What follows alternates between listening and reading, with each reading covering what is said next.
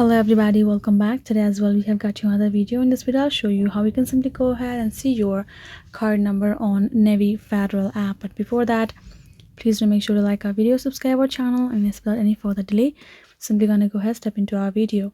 So for the matter, the very first step would be simply for you to access a particular Navy Federal app on your mobile phone.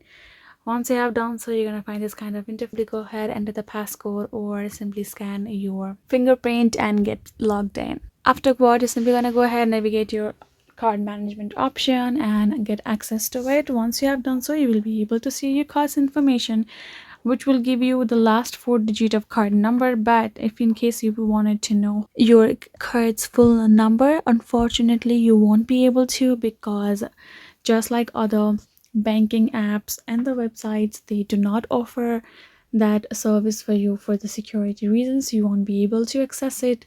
You have to check out your number physically accessing your particular card. In case if you have lost it, or if in case you have lost it, your card, only thing that you can do is contact the Navy Federal support and ask them to block your card so nobody could use it and you won't have any harm. So that is simply the way for you to do so. Hope this video was helpful to you all. Thank you so much for watching, and yes, I'll see you guys in our next video.